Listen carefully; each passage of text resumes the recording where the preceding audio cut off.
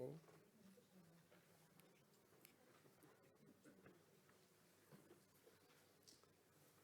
Sí. Okay.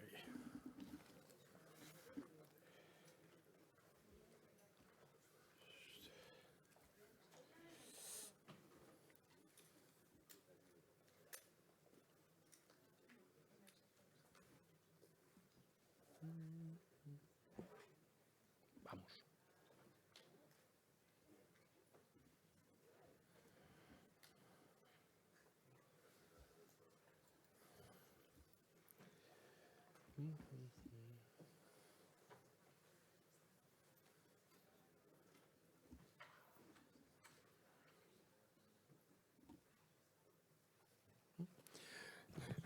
Good morning, everyone, and welcome to Barcelona. And good evening, good night for everyone is connected online from the other countries, Pacific or United States, South America. we are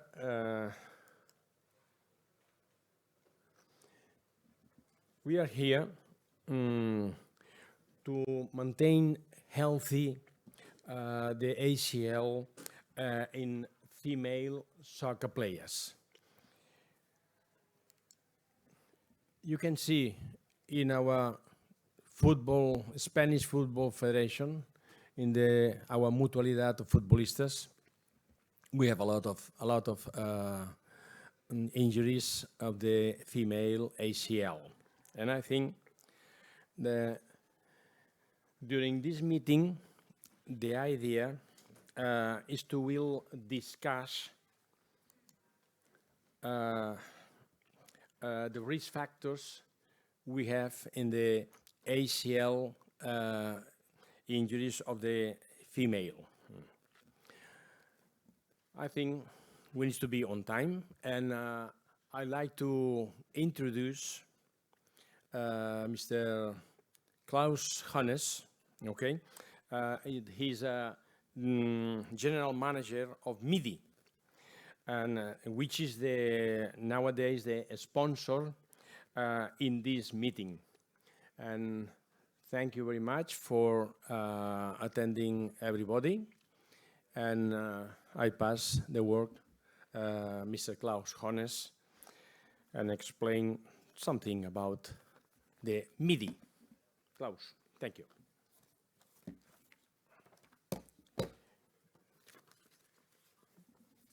Thank you very much, Ramon, for this kind introduction. And yeah, hello from my side. I've got a nice introduction from Ramon. I have just to correct, I'm not the general manager. I'm responsible for the international business and administration of MIDI. So thank you for all over here in the aula, and as well a very warm welcome to all over the world joining with us on this Friday for this special meeting around the ACL. So I take now a little bit the chance, of course, to introduce MIDI and a little bit our possibility for the treatment.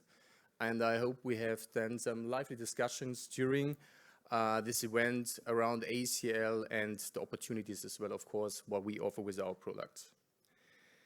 So today, I think online we are, if I'm aware, we are around 300 participants all around the world. I think that's an interesting topic, and it's just nice to have this opportunity with this digital phase. So I would like to thank at the beginning already to BeMotion. This is the agency who is running all the technical and video stuff. And as well, this will be a question as well. We will have this afterwards on demand for you. So if you want then to see slides out of it, we will provide you as well on demand with the event today. So if we have a look on ACL in female, why is it interesting for a company like MEDI? And for me, it was just as there's a German team have been playing in the semi-final of the Champions League. Unfortunately, you see the result for the German team, but what you can just see is the atmosphere.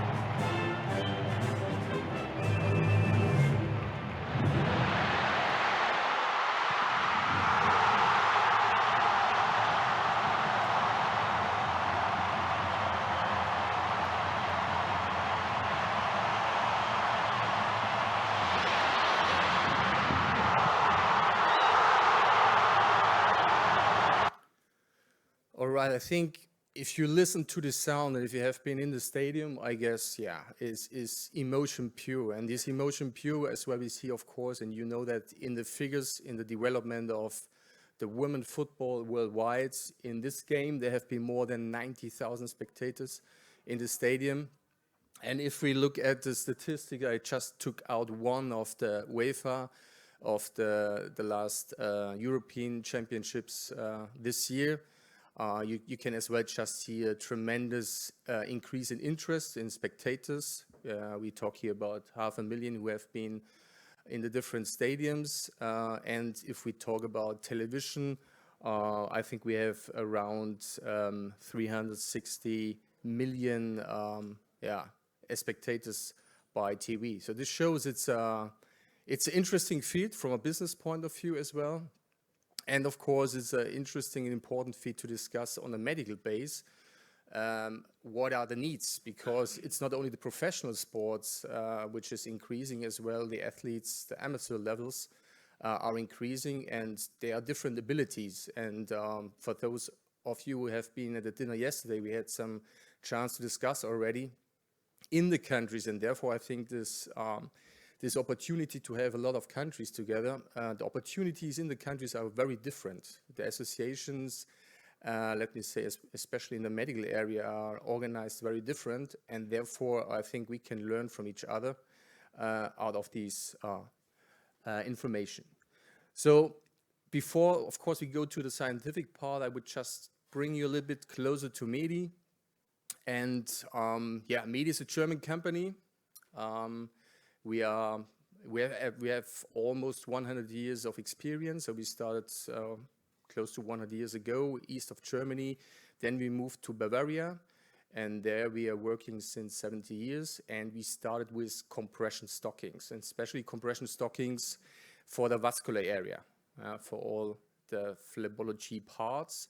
Then afterwards, we started in the lymphology area, so for lymphatic disease and as well for lipedema. So this is the base. But I think it's important to know because we have a lot of experience to make compression garments, and we learned a lot. There are a lot of studies during these times.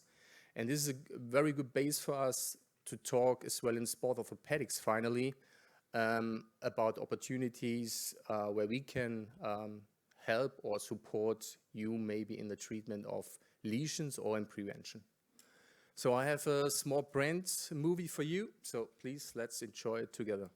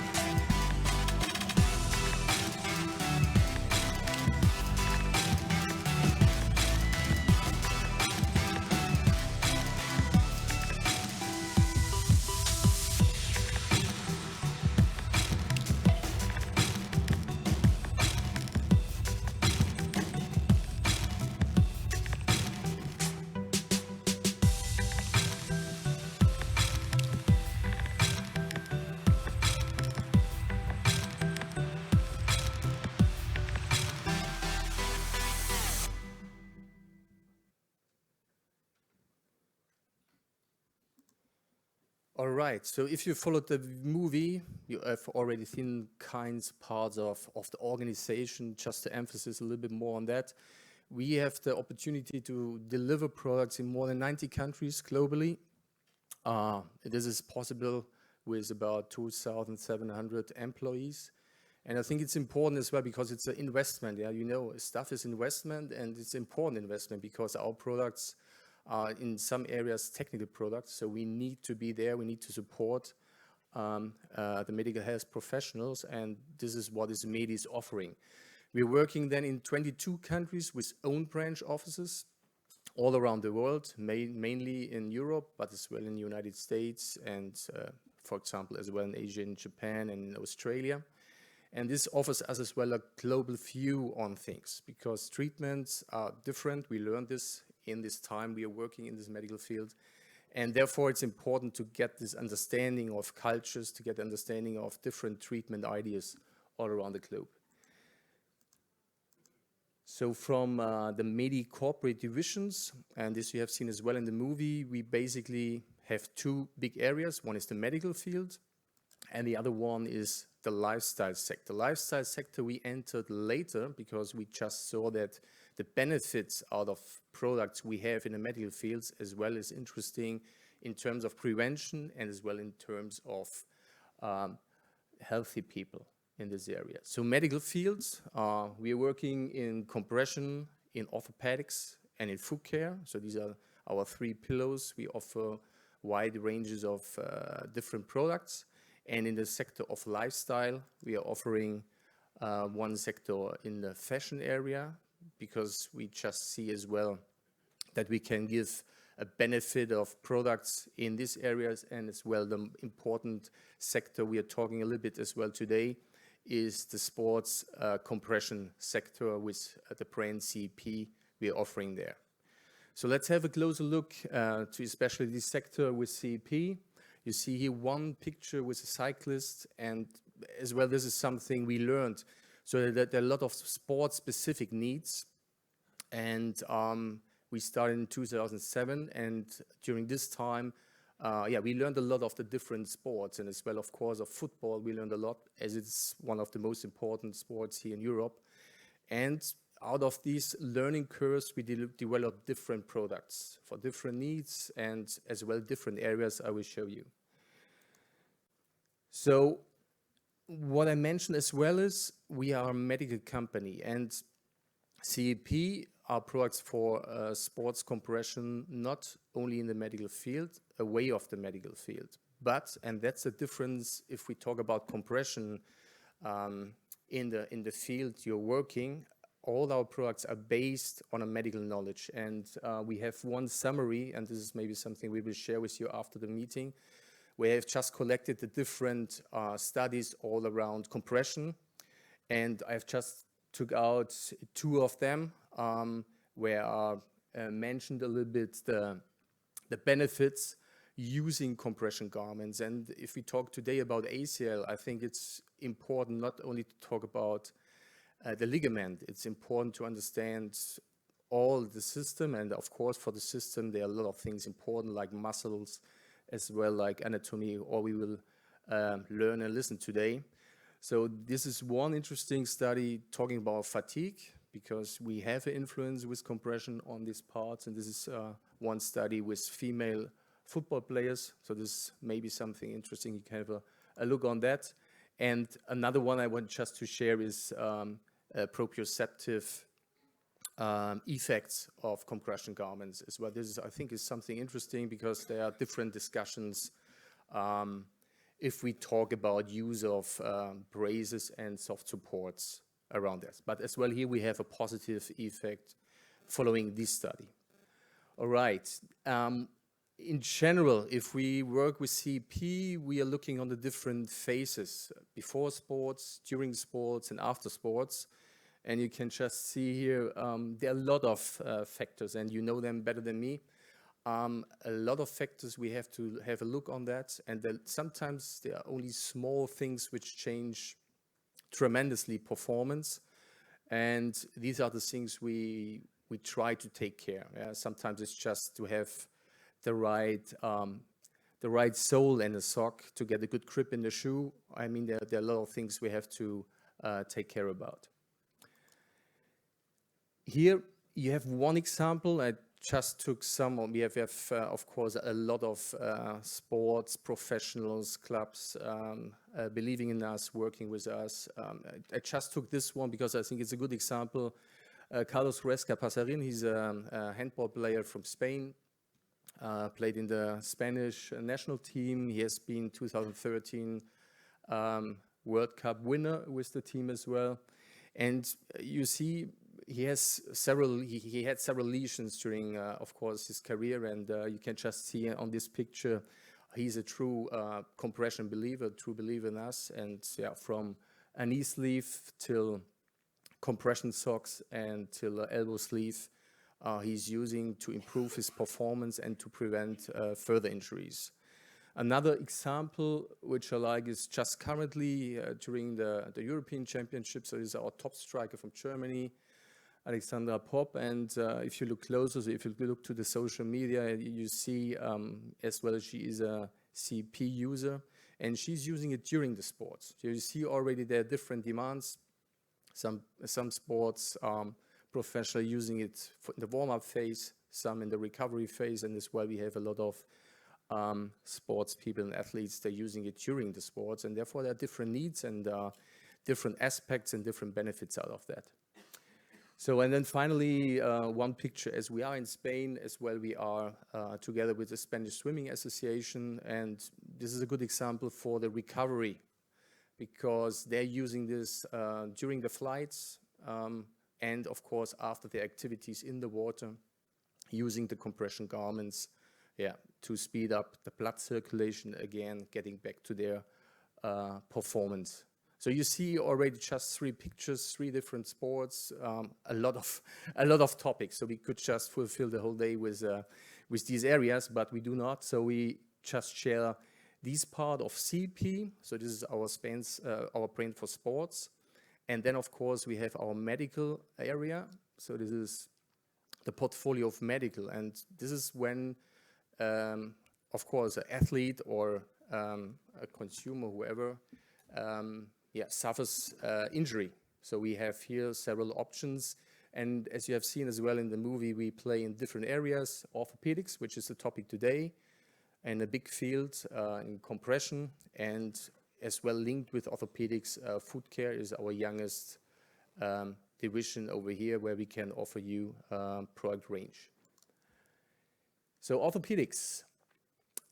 This is a very short movie regarding our new soft supports. Just would like to share, because as well this one we have developed especially in regards to sport orthopedics, and yeah, just have a look on that.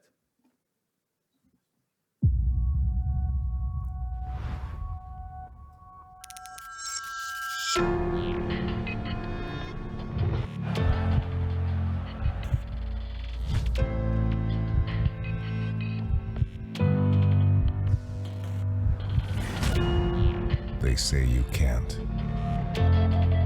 What do they know?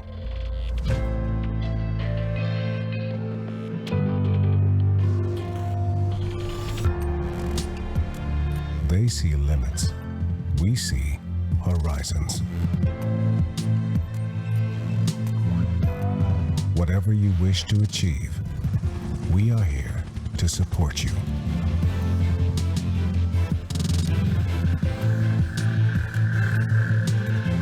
Believe in yourself and enjoy your ride.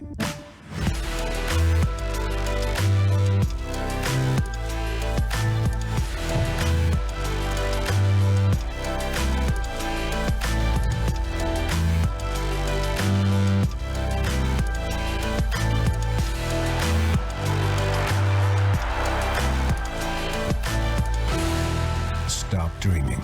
Start doing. All right, and the final product overview you have over here. So especially in ACL, this is a topic maybe later on as well. We have 2 knee sleeves, which could be interesting in the treatment. And then, of course, you see for the whole locomotor system, we have different different product choices with medical background. I think that's the important fact if we talk about our compression over here. So the product is one thing, but of course we have always to look and to listen to the different views. So if we talk about prevention, we have to see athlete from a prevention point of view.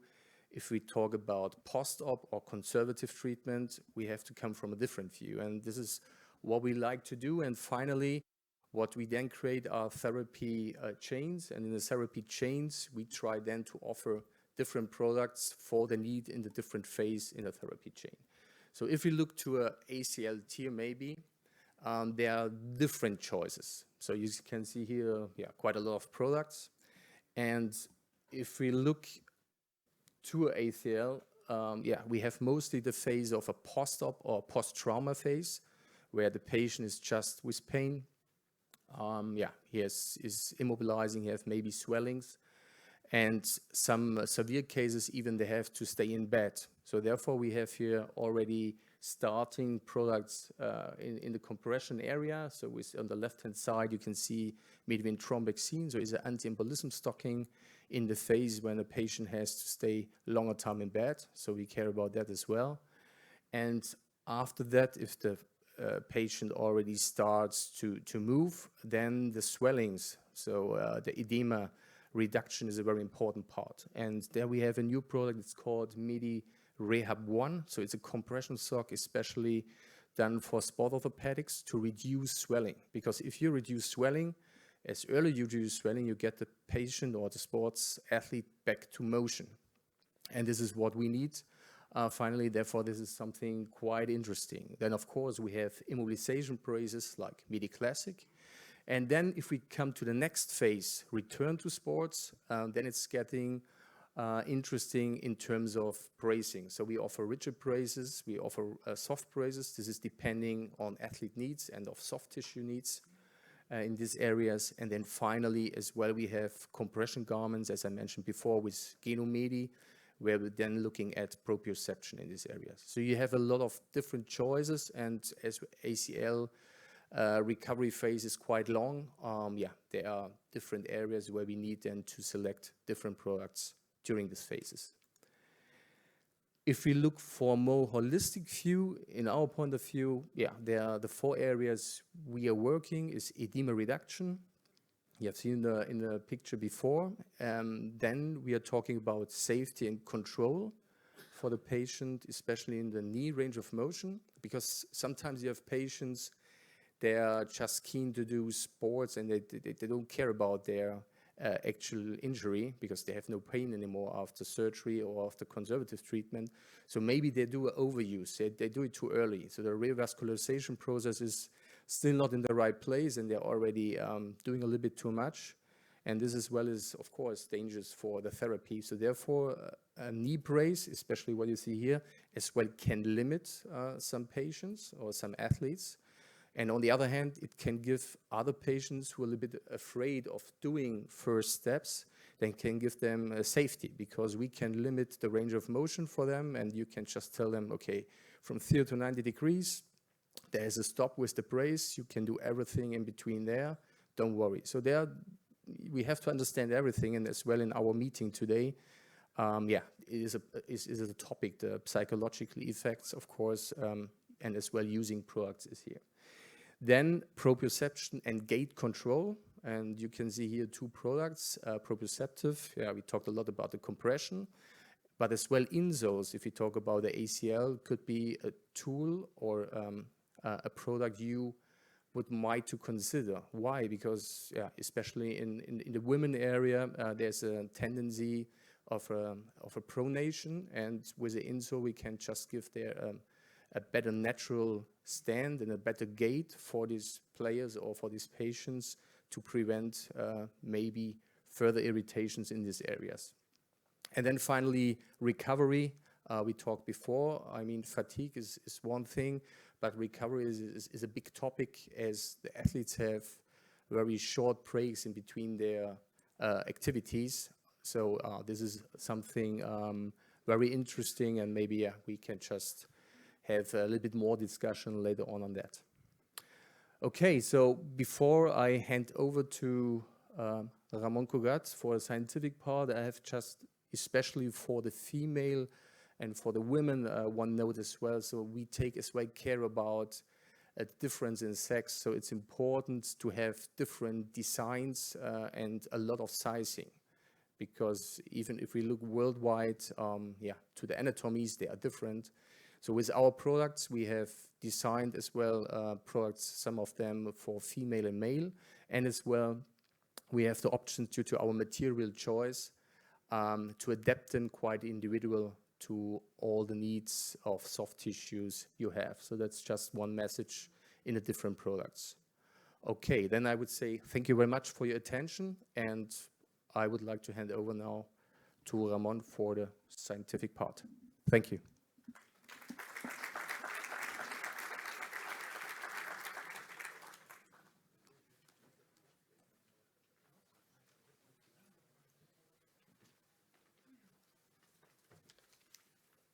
Okay, we start the morning with the topic number 1. Okay, we start talking about the epidemiology and prevention. And we start with 3 talks with Eva Ferrer, Esther Sala, and Jorge Ramirez. Please, if you want to stay here, and we talk from here.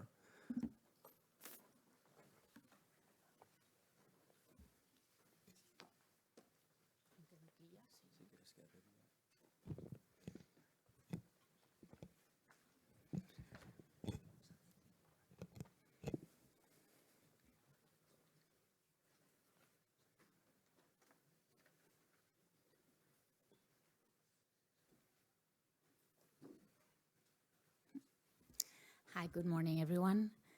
Thanks for the invitation to the organization, Dr. Cugat and Dr. Alvarez. So I have to break the ice, and I can tell you that it's not a very sexy topic, really. It's just figures and numbers. But as you all know, ACL is one of the biggest nightmares that we have, and it's a very hot topic nowadays. So let me start with some figures. I hope that you don't fall asleep. And I will make it quite easy to understand, but I guess that numbers is not what we need to know, but it's important to share the knowledge that we have so we understand what is the situation nowadays. To start, I won't give a lot of explanations because I think that the facts will be shared with us, with all the experts that we have. But I would like to mention that the majority of ACL injuries for athletes occur with non-contact mechanisms. During the experience that we had in our club for 10 years, as you will see in the figures that I will show you, most of them are non-contact. Is that a problem for us?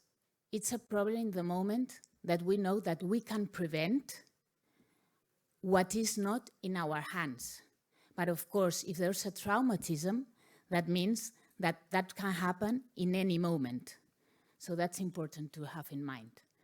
Most often they occur during deceleration activities such as landing, jumping, or cutting.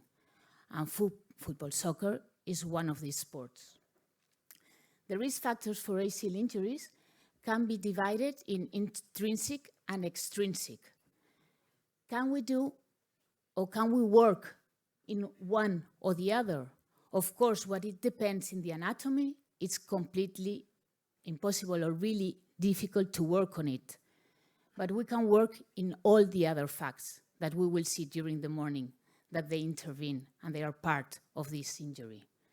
And when we compare to male athletes, this is one of the difficulties that we have when we talk about ACL. We can see that there's a difference between 2 and 8 different times greater in female risk than what it's when we try to understand what's going on with the ACL injury. So the gap that we have between 2 and 8 is a very high gap. It's a very difficult gap to work with.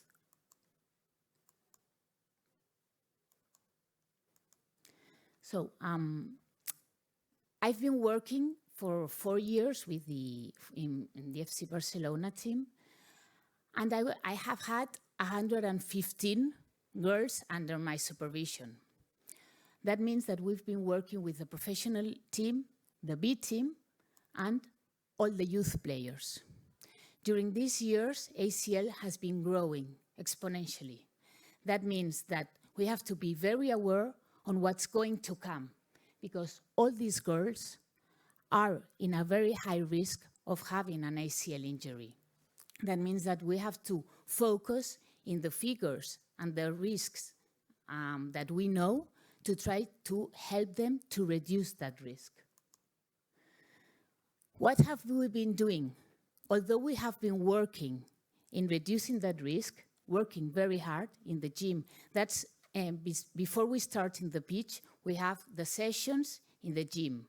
That means that we are working in strength, we're working in focusing in neuromuscular facts, but despite this, we have had ACL injuries. So what's going on? What can we do? Other experts, that's not me, will talk about it. But we've been working on that, and despite that, we have ACL injuries. So I will explain and I will show you what we have been studying for 10 seasons. We have a sample size, that's a quite big sample size, nearly 4,000 players. But as you can see, the numbers between male and female are quite different. We have a little bit more than 3,000 men and around 800 women. You can see that the professional male are 3 teams. That means that in FC Barcelona, we have 3 male professional teams and just 1 professional female team. I don't want to talk about amateurs because Esther will talk about that. But as you can see, that's a big gap too. We have 3 professional teams in male and 1 in female. So that means that we are focusing in professionals, but we have to start focusing also in the girls' academy. Because as you see, until last year we had 4 teams, now we have 6 teams in academy in FC Barcelona. I will show you the figures and you will see the exposure times, the training times, and what are the figures for that time and the ACL injuries that we have found during these 10 seasons.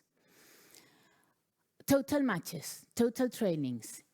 Of course, we have more males than females, but that means that the exposure times and the total times are 3 times or 4 times bigger in females than males. But as you can see later, when I show you the total figures, you will see that the ACL injuries, despite that we have less training times and less training exposures, the injuries for females are greater.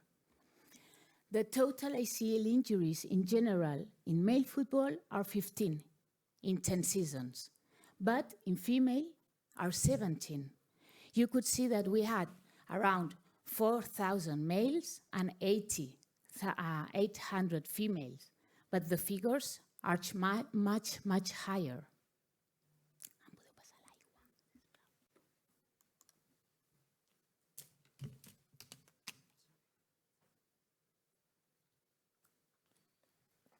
So, as you can see, the incidence, we have around a general incidence of 0.05, and in females we have an incidence around 0.19.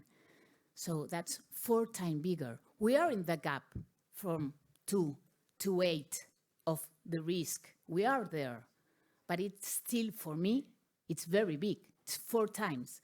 And we are working. You saw the figures, the pictures, that we are working on it. So what's going on? What's been happening? We have match injuries, 16, 15. The match incidence is, wow, it's 5 times bigger. Training injuries, we have 9, around 14. Here, there's a difference. The gap has jumped, but it's still very, very high. Lot of numbers, lot of figures, but just focus here. We have, in professionals, 71 match-related injuries, while in academy, here in male, we have 33. But if we jump to female, we have 85% related in professionals, while we have 55 related match in academy. So we still have more in match, but just focus here. 15 in female related to training and 45 related to training.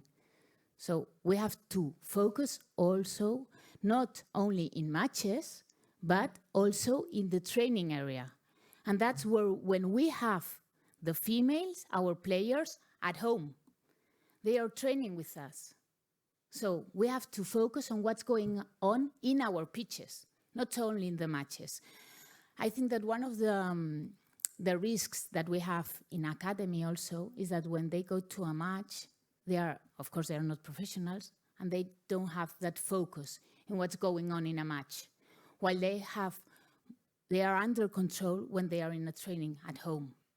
So one of the things that we have to work on is in these two, 45% in training at home. The literature tells us a lot of things, but we have to continue understanding what's going on. As we can see, there's here 2 times greater, double counterpart if we compare to male,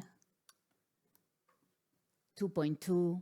So a lot of analysis that have been done in epidemiology, but more or less, they are always in the same gap. Per 3. The differences that we have found in the literature says that general, the male versus female is 3.8 times in women, professional and academy. You can see that difference. In our club, we saw it was more in the training than in match, but it continues to be a very, very high gap, a very high difference. I just want to share with you that video that we saw before. I can tell you that Bruna evolution is a good evolution. She will be with us later and she will share her experience. But I want to show you how she broke her ACL and why do we have to focus in non-contact injuries. She did nothing. What's the problem here?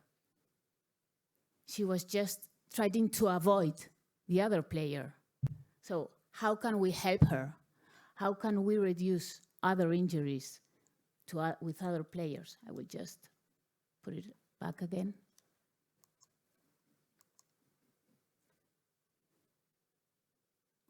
It was minute 3 of the game.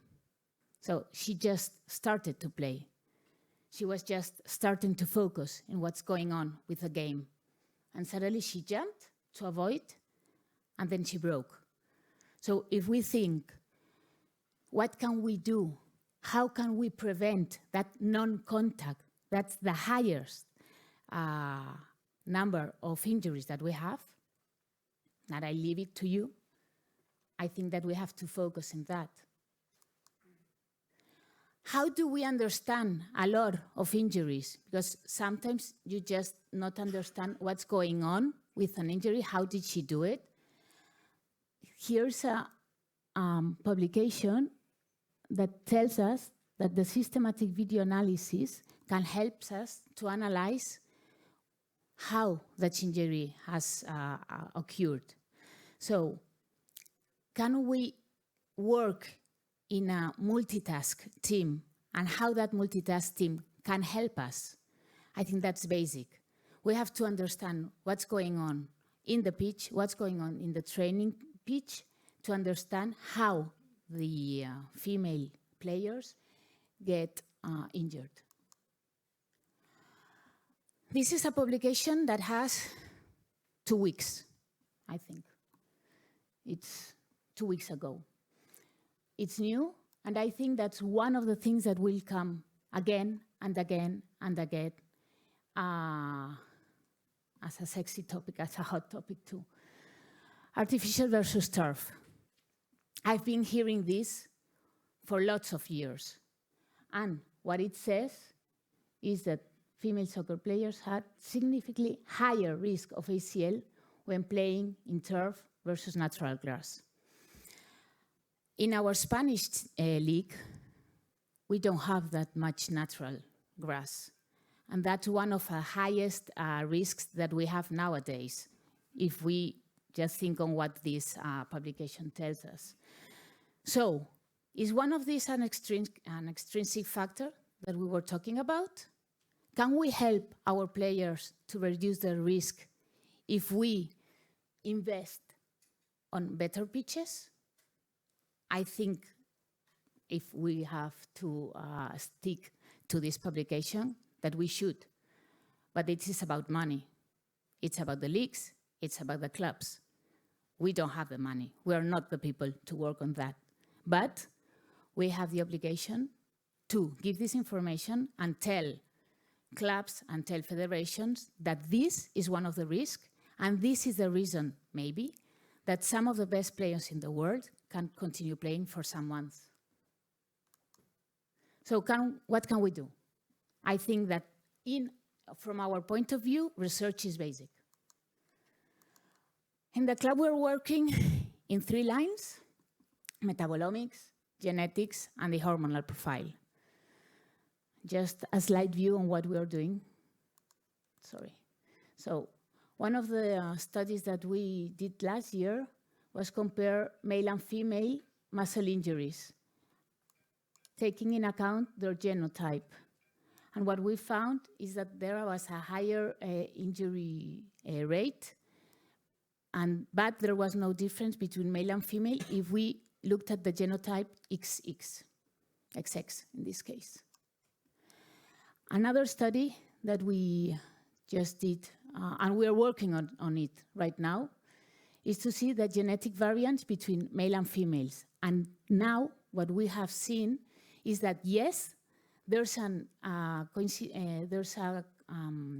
relation between ACL injuries rupture in this type of study between men, but not in female, sorry. Yes, in female, but not in male.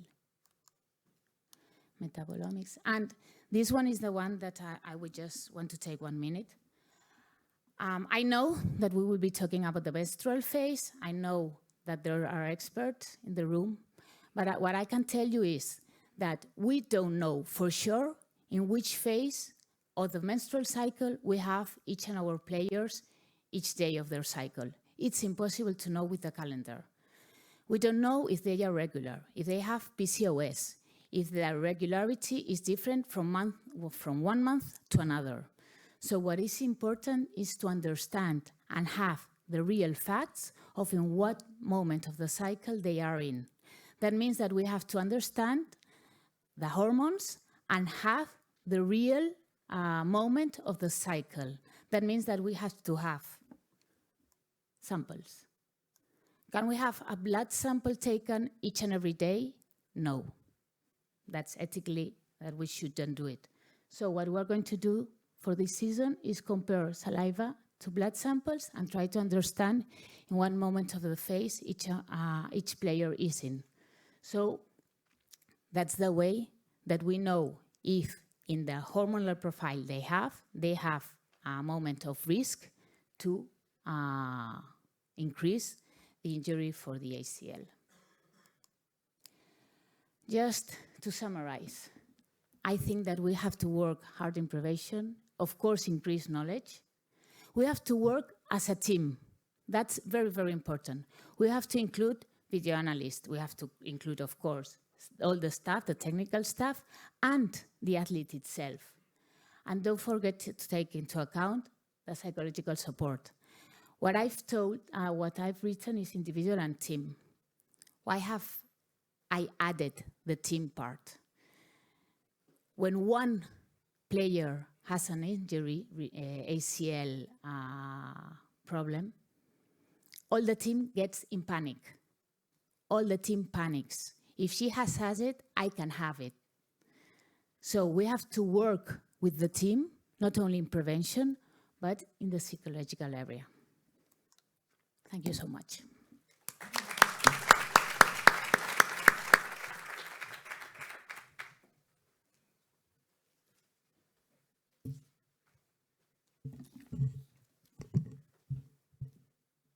can you hear me? Yep. Thank you, Eva. Great talk about high-level professional soccer players. Now, Esther can do his talk about amateur people, most frequent. Please, Esther. Thank you. Well, I'm going to focus on football. First of all, I'd like to introduce our team. It's a multidisciplinary team. There are medical doctors, nurses, physiotherapists, veterinaries, which makes everything possible because we have a great research and communication team. In 2018, Deborak attended the Cybernetic Conference, which took place in Football Club Barcelona Stadium. His first slide blew me away. This slide is still valid today. There are 300 million of football players licensed. 99.9% are recreational, and only 0.1% are professional. This tells us that the most of our patients are not professional footballers. And we must take care of grassroots football. In our case, in Mutualidad de Futbolistas, the vast majority of our football players are amateur with Turner 9. But what about female football? According to FIFA, there are 29 million of women and girls playing football worldwide. FIFA's aim is to get to 60 million by 2026. If we talk about some countries, the States is one of the countries with most women players, with around 1,700,000 female players. In 2020, the States led the ranking of women's football, followed by Germany, Netherlands, France, and England.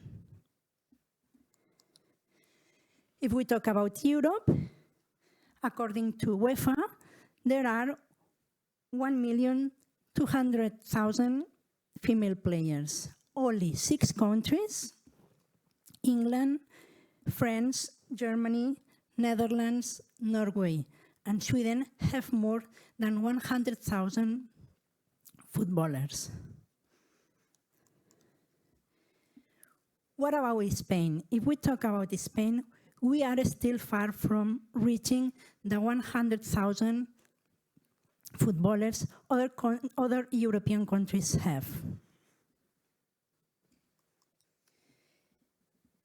Well, we can see here that in 2020-21 season, there were 77,000 female players. When we compare the number of women's licenses between 2007 to 2021, the data are amazing. In 2007, there were 25,000 licenses. In 22, there are 77,000 licenses. That has been an increase of 208%. On the other hand, if we compare men's licenses, there has been also an increase, but it has been less, around 40%. In relation, the increase that has occurred in women. If we break down the Spanish football into communities, Catalonia is a community with the most majority of licenses for both for men and women. And when we focus in Catalonia football, in 2021-22, there were 60,000 796 female players. If we compare football players affiliated from 2015 to 2021, in 2015, there were 160,000 affiliated people, 6.45 of whom were girls. In 2021, the data have evolved,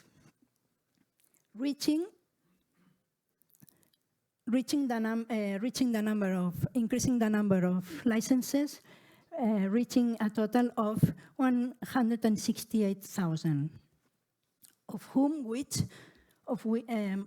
which women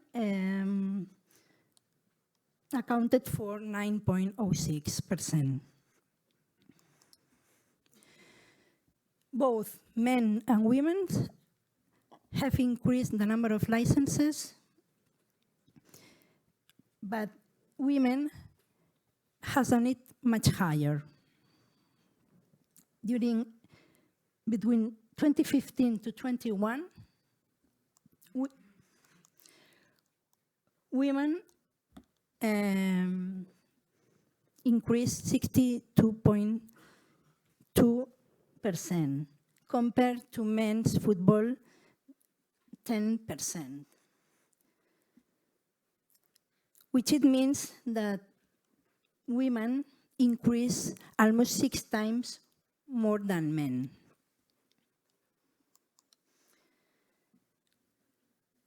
If we look at the increase of licenses through the latest events, we can see that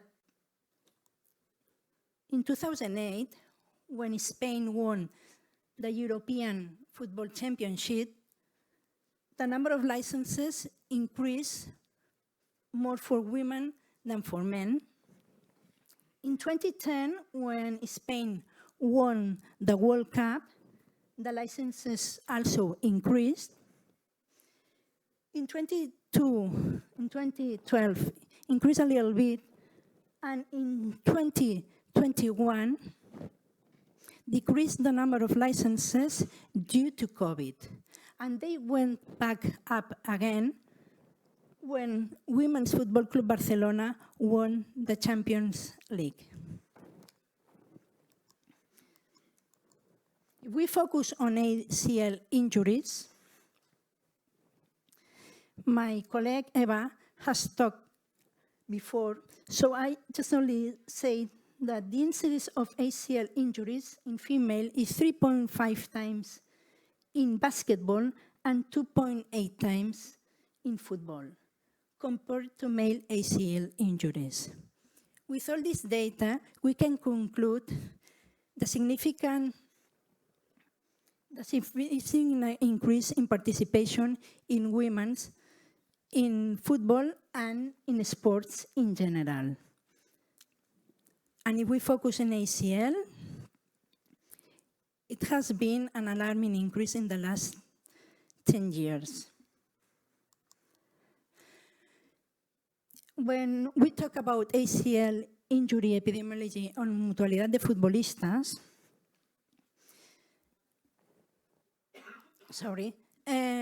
a review of knee ligamentous injuries was made during 8 seasons, from 2011 to 2019. There were 196,000 injured treated in Mutualidad de Futbolistas, Federación Española, and of these, 6,000 were ACL ruptures.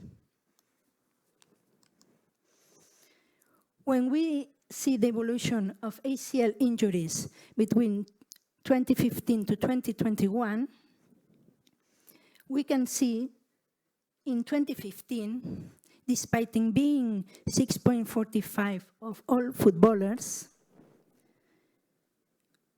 there were 15% of all ACL ruptures in women. In that data, 0.49% of female active footballers injured their ACL.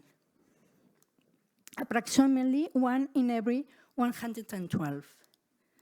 Compared to men's football, 0.33%, meaning 1 in every 300. In 2021, the ACL injuries tended to equalize. 1.65% women and 1.44% of men injured their ACL. 1 in every 150 girls and 1 in every 230 boys. And when we compare ACL reconstruction versus conservative treatment, most of players opt for surgical treatment, but there are slightly difference between male and female. Sorry. Male, there was around 86%, and female, the rate of ACL reconstruction is higher, 93%. Well, thank you very much. I hope you enjoyed the presentation.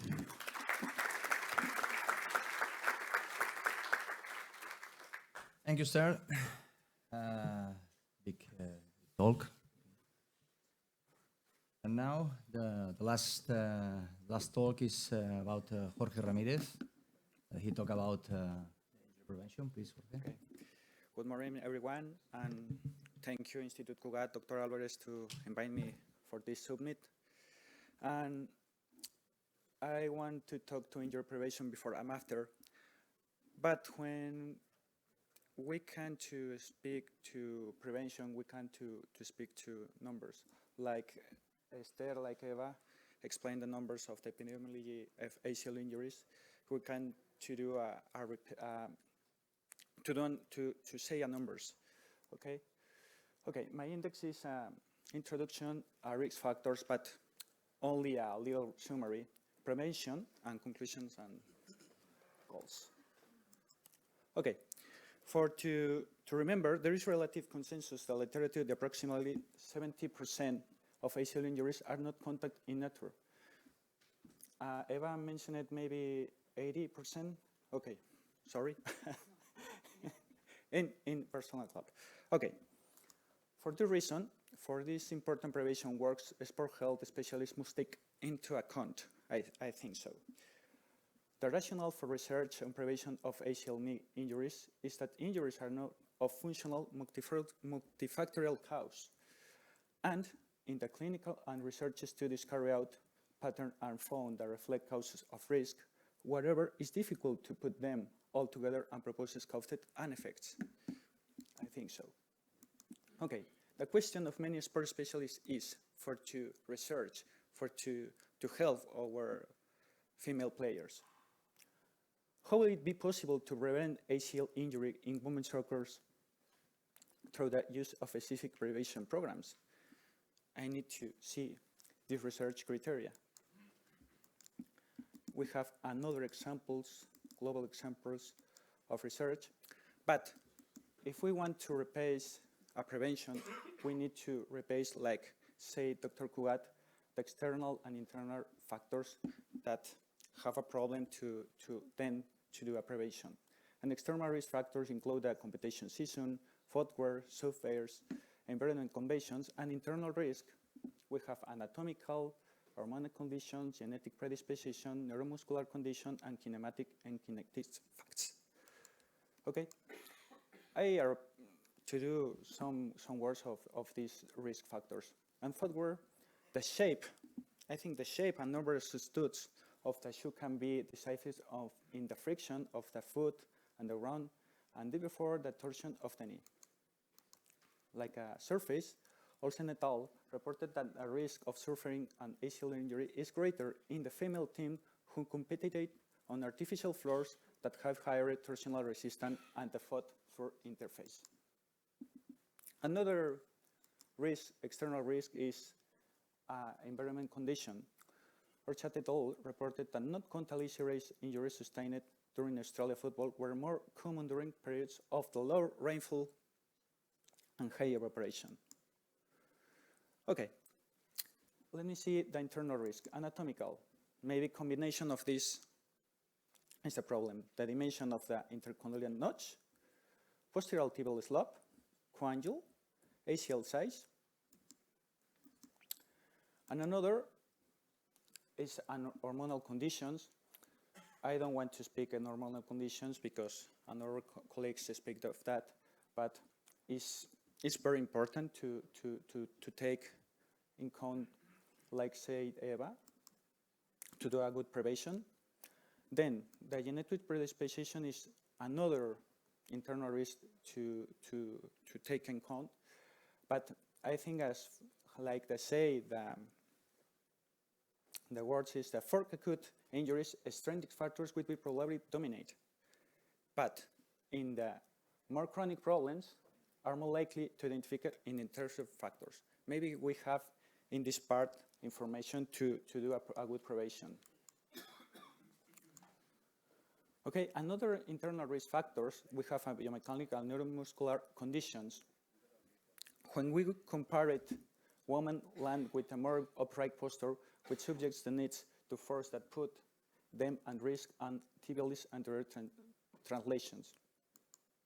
Okay, and kinematics and kinetics facts is very important because the athletes with ACL injuries had a greater angular motions, which was performant and faster rate and with greater force than injured athletes, demonstrate that precision the knee abduction monitors results could to predict which female athletes had a higher risk of ACL injury. Is a 73 sensitive and 78 specifically. It's very important, this fact. Okay, with this information, what can we do? Okay, several studies reported that risk impact on ACL prevention program was observed in adolescents. What happened? 72% reduction in risk for between 18 years old. It's very important.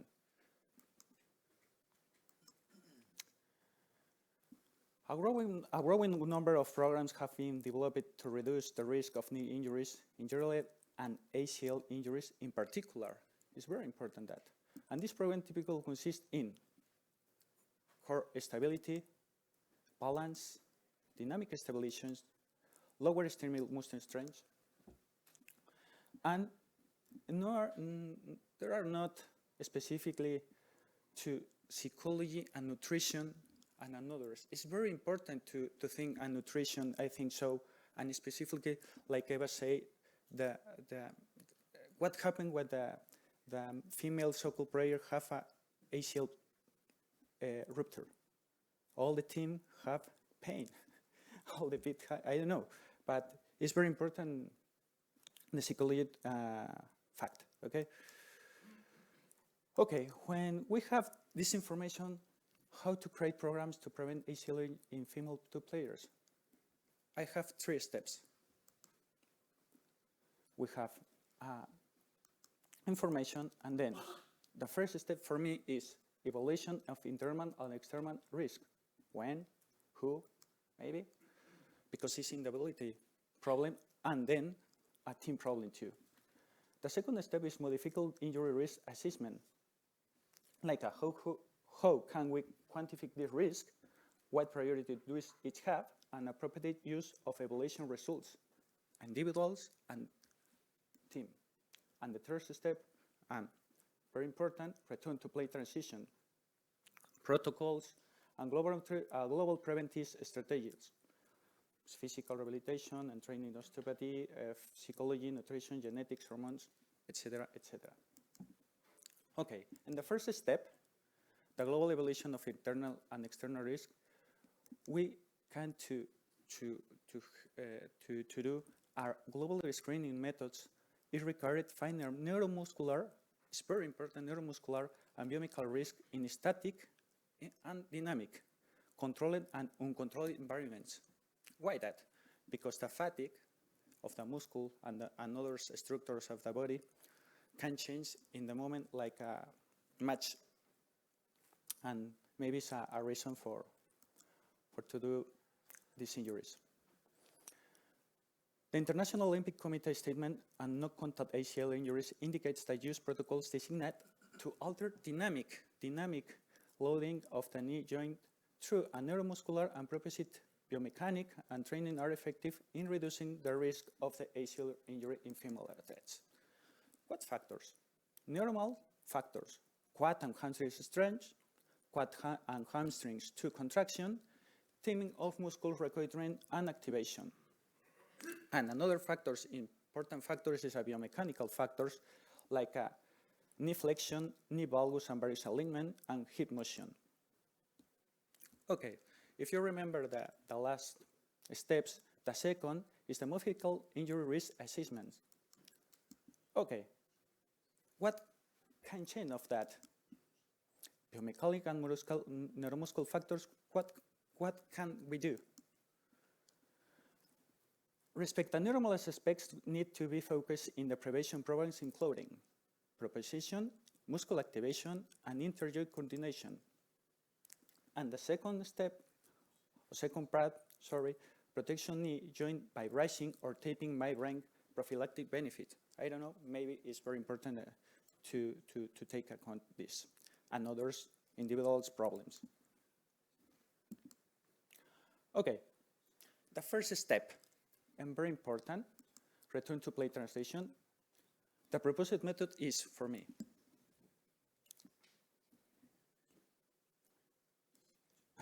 the fundamental mobile on screen test to compass by Gray Cook.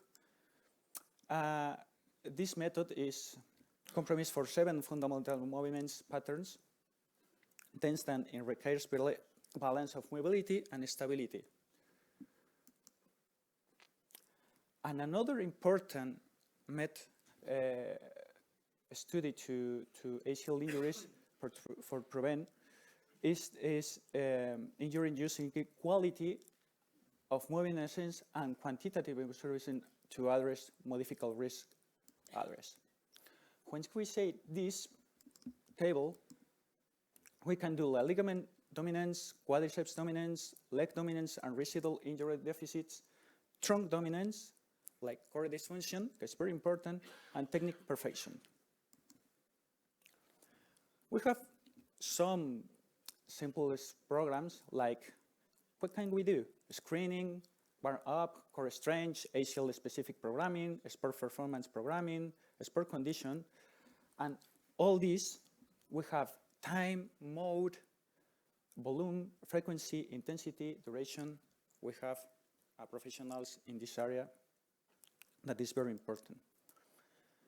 We have the FIFA simple program, but it's a general program, not a specific problem, but it's good. And another important fact to take account, like say Eva, is psychology. There are not many articles of specific management of prevention of rehabilitation of ACL injuries. All the teams, maybe professional teams, have this problem, and his psychologists have encountered this, but it's a few literature to speak of that. Multiple screening tools to assess mental readiness to return to play. And in this my personal experience, effect osteopathic manipulation is now there a few information of that. I think that use osteopathic is a biomechanical global C that you can help to the female players. Why? Because when you have ovulation or maybe a menstrual period, the change of the muscles, tension, abdominal, pelvic, and another factors change the biomechanical that maybe affect to ACL injuries. But there are few publications related to this. And I think that the future is that, and it's very important.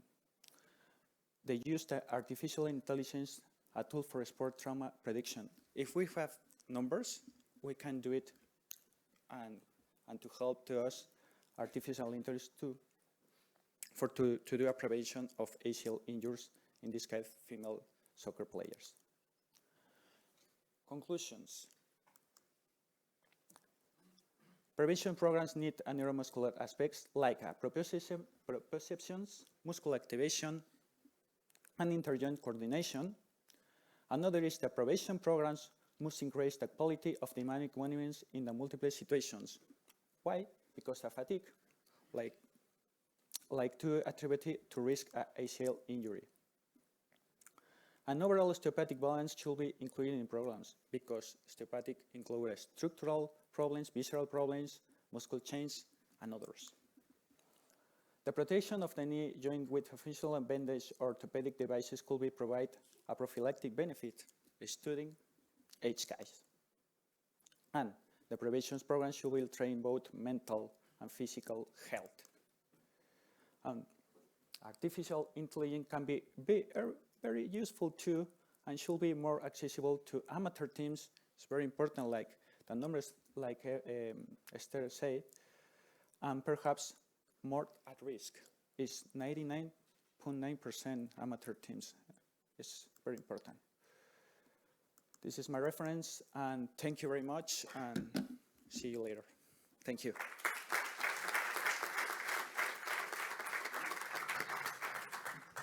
Thank you, Jorge. We have just a couple of minutes to make some quick questions. Some question, the audience? Not? Yes, please. Microphone? You have not? Okay. We have a micro, please.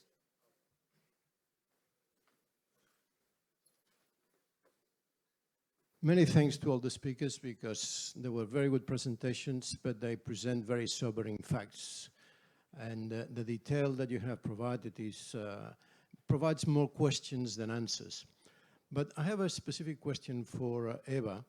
When you talked about menstrual state of the players when they're injured, have you thought, for instance, when there is an injury, take a sample of saliva and a blood sample just at the time so that then you can compare with normals, and at least that doesn't break any ethical problems and can give you some information? Yeah. The thing is, first of all, we have to validate saliva and blood. Nowadays, we don't know if saliva has the same, we can rely on saliva as much as we can rely on blood. That's the first step. That's what we are working in. So once we know if saliva is the same as blood, then we can do both. Of course, we can do a sample when they get injured. But do we know their cycles before? If we don't have where to compare, we don't know where they are.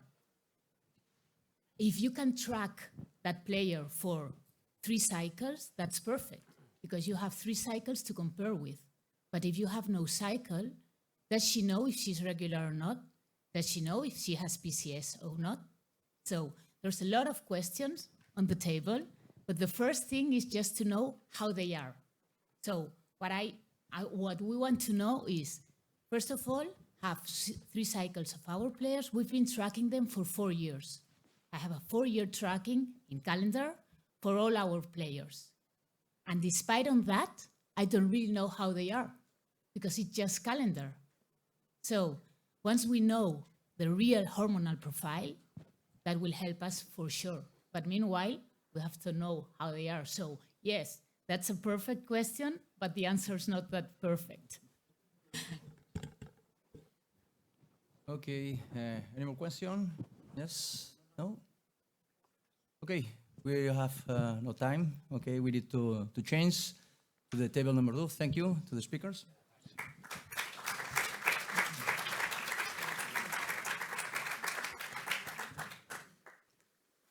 The topic number 2, table number 2, we need here Medella Vassó, Nikki Key, Tomislav Kranček, and Elena Velska. Please come here.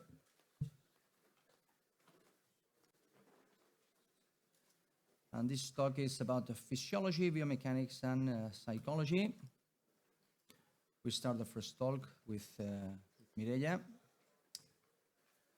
about the cycle, how menstrual cycle can affect to our athletes. Okay, the talk is ready.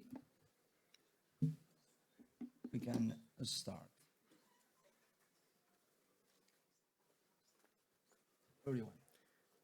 Bon dia. Good morning to everyone.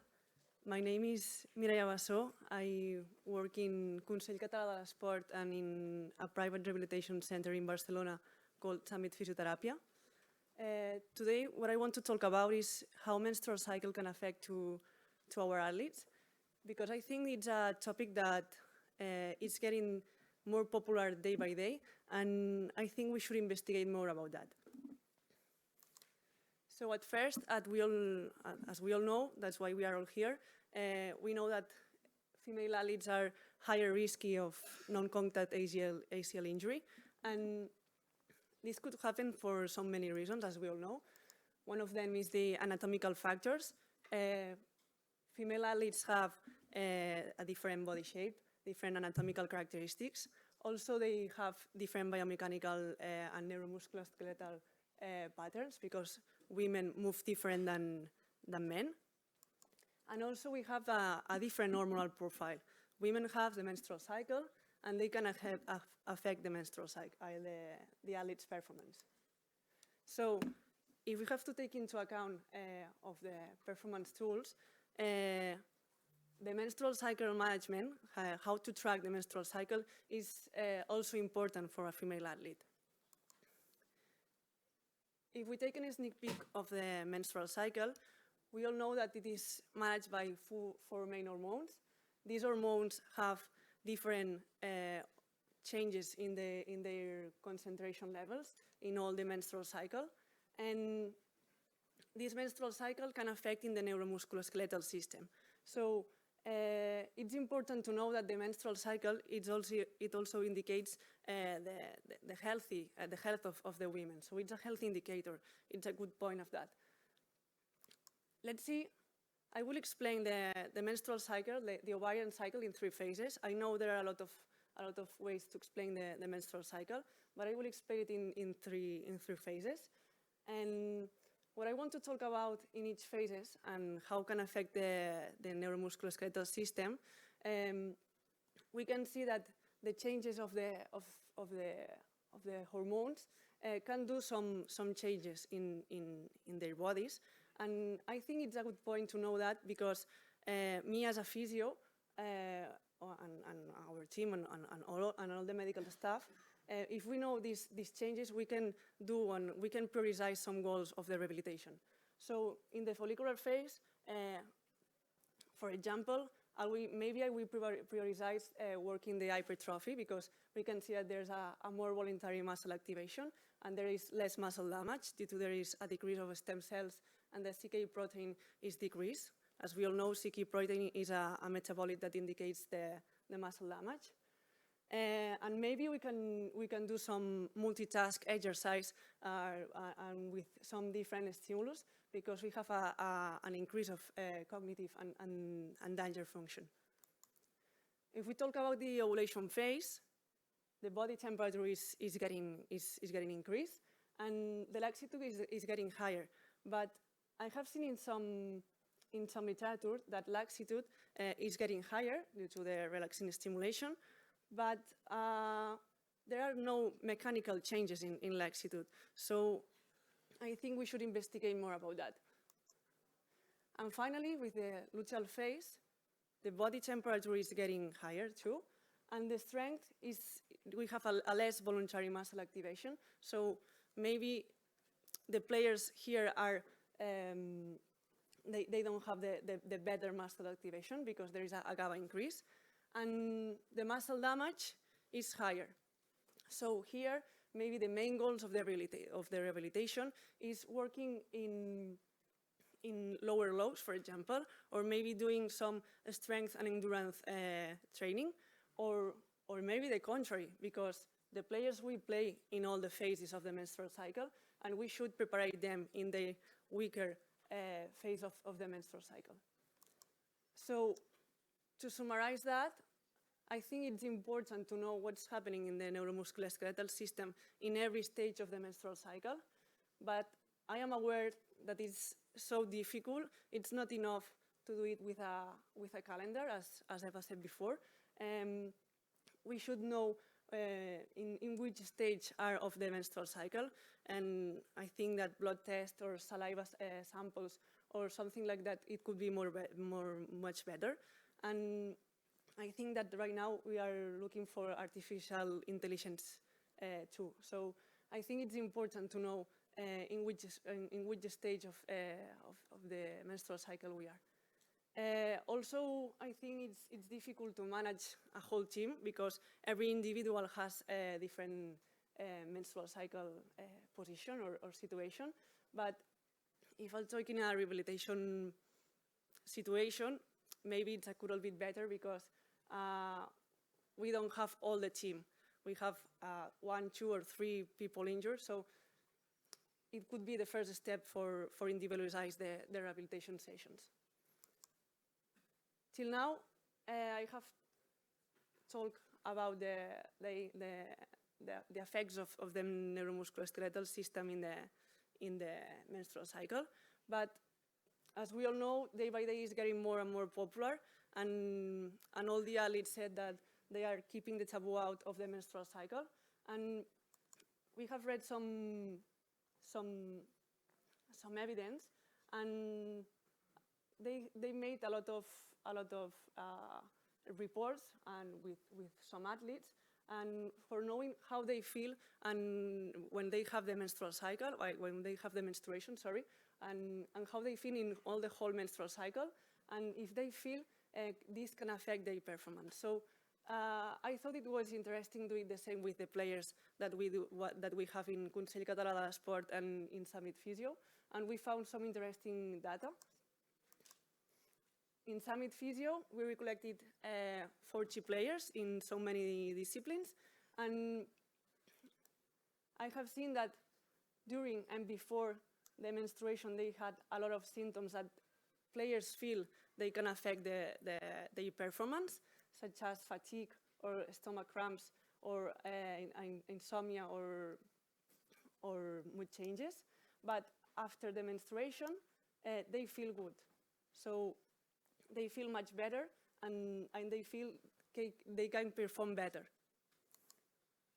In Consell Català de l'Esport, we collected 64 players in 4 disciplines, and the symptomatology was just the same. It was really, really the same.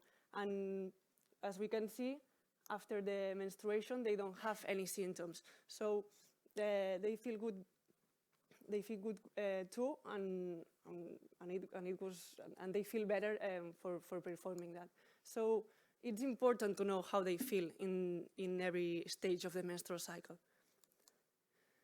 Also, we have seen that in Summit Physio, the 90% of the players went to the gynecologist at least once time, but in Consell Català de l'Esport, only 11%. So we thought that it is for the age, because in Consell Català de l'Esport we have poverty age, players between 14 and 17, 18 years old. And Summit Physio, we have older players. They take between 20, 30 years old, okay? And of course that they demonstrate that there is a lack of information. They don't know how the menstrual cycle works. They think that their symptoms can affect their performance. So I think as a medical staff, we should educate our players, we should educate the technical staff, and it's important. I think it's the first step to doing everything that I said before. To summarize that, I think that the menstrual cycle is a key factor for the performance athletes, because it's a health indicator, and we can know if everything is going on good or not. And we have to know that the menstrual cycle have some neuromusculoskeletal changes, and we as a physios or a strength and conditioning coaches or as a medical staff, we can prioritize some goals in front of the rehabilitation. We can educate athletes and the technical staff, because it's really important to do that as a first step. And of course, we need more research needed, because if we don't have more research needed, it will be difficult to do that. So thank you so much for your attention.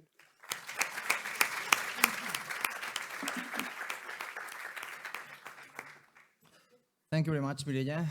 The next talk is with Nikki Key. It's online connection. When we are ready, please start to talk.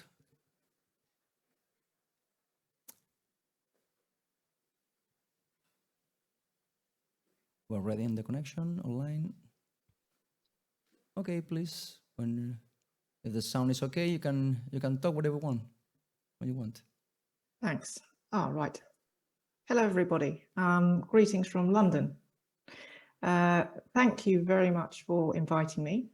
By the way, I wish I was there with you. It's very rainy and cold in London. So anyway, I'm Dr. Nikki Kay. As you can see there, I'm an honorary clinical lecturer at University College here in London. And I want to talk to you about hormones.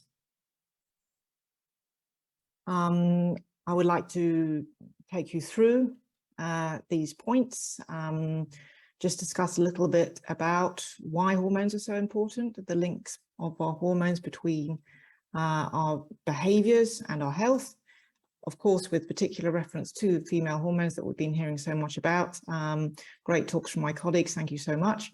You know, of course, going into the links between these hormones and injury and rehabilitation. Why there is such, to reinforce what my colleagues have already said, that this so tricky with these menstrual cycle hormones, and what are the solutions. And then also the extra challenges we face in terms of female hormones. There are lots of variations on the way. So in 10 minutes, wow, okay, I'm going to try. So this is the first point, that hormones are key to health and also performance, because to remind you, hormones go into the cells, into the DNA, and direct gene expression. That's why hormones are so crucial. But the good news is that to a certain extent, we and athletes in particular can harness these hormones through the choice of their behaviors in terms of training load, nutritional intake, and quality of recovery. Of course, the difficult thing, as shown in this chart, is trying to get all those in the green zone, all those timed, periodized, exactly optimally for the individual. And that's the real challenge. And this is a particular challenge, as we've already heard. I'm just showing actually a very simple diagram of the female hormones. We've seen lots of beautiful diagrams and annotations of these, but if you just step back and look at that totally objectively, pretend you've never seen this chart before, you have to feast your eyes on this amazing physiological process that is occurring every single menstrual cycle in a woman. And it's just very, very complicated in terms of timing, levels, etc. But menstruation is the result of the fluctuation of these hormones, and therefore menstruation actually is quite a good indirect barometer of internal healthy hormones, and particularly for athletes, certainly using this as a training metric can be very helpful. So what's so good about these menstrual cycles? As we've already heard, they can present challenges to athletes, how they feel, how they perform. But actually, the fluctuation of these female hormones are key to many aspects of health. Cardiovascular health, neurological function, we've already heard about proprioception and balance, etc., and also bone health. But the focus of today, of course, is about the soft tissue injury effects of these female hormones. So many important roles for female hormones, but focusing in on the effects on soft tissue. What is the evidence? Yes, in preparation for this talk, I did a literature search looking at all the facts and figures, and these are the main hypotheses that came about as a result of my research. So we know that there's a peak if ovulation occurs. This is assuming, by the way, the woman has got a menstrual cycle and is producing estrogen and ovulating. The peak of estrogen, as we've already seen from other speakers, the peak is sort of just before ovulation. And this peak of estradiol, the most active form of estrogen, has an effect on the tensile properties of the ligaments. Also, therefore, will have an impact on neuromuscular function, because if now your ligaments are slightly laxer, then of course there's going to be potentially less control over the stability of the joint. Relaxin is also another hormone that tends to rise here, so that's also been implicated. The other phase which is highlighted is that we've heard about the effects of progesterone, which reaches its peak after ovulation in the luteal phase, and premenstrual syndrome or symptoms are reported to affect balance and proprioception. So these are sort of the flashpoints, if you like, of the menstrual cycle, with particular reference to the risk of ACL injury. So those are the hypotheses. And indeed, some papers show that is the case. But as I've said there are lots of conflicting studies. Some studies are definitely saying, yes, there is definitely a relationship between the incidence of ACL injury and the pre-ovulation phase, the peak of estradiol, and others say no. And we're going to come to why that is. I think we've already touched on it. Is because every woman is slightly different, and it's slight guesswork to date as to where they are in their cycle. But absolutely, we need to understand and explore this link, because not only in terms of injury prevention, but also, as we just heard from the previous speaker, in terms of rehabilitation. I think this is really an area that hasn't been explored in great detail, and hopefully I'm looking forward to, looking into this with colleagues in further detail, because I think also it's all very well, of course, injury prevention is absolutely always our primary objective, but also we have to recognize that sometimes, whatever our best efforts, injuries will occur, sadly. And so then we have to look at the most effective way of rehabilitation. And this is also, the fluctuation of hormones would also play a part in this. So why are there so many conflicting studies and differing views and frankly, a little bit of confusion? It's because every single woman is an individual. Each individual woman will have her personal timing of these hormones. This is sort of a modeled, idealistic fluctuation of the hormones, but of course that might not be correct for every single woman. There is a lot of variation in the duration of the follicular phase. I've been reading about this a lot, very interesting. And so that's a lot of variation there in that phase. And also even from cycle to cycle of a woman is the other interesting thing. Also, concentrations will be different between women and between women from cycle to cycle. And crucially, the biological response to these hormones will be different. Although we've seen presented the theoretical effects of these hormones on many aspects of health, and of course, in particular, with reference to the soft tissue injuries, etc. But every woman will respond to that differently. So even if two women have identical levels, identical timings of hormones, their biological response to that might be different. So we've got a big challenge on our hands, a big challenge, but we will solve it. We've already heard that menstrual cycle tracking, I mean, listen, I think it's a very good starting point.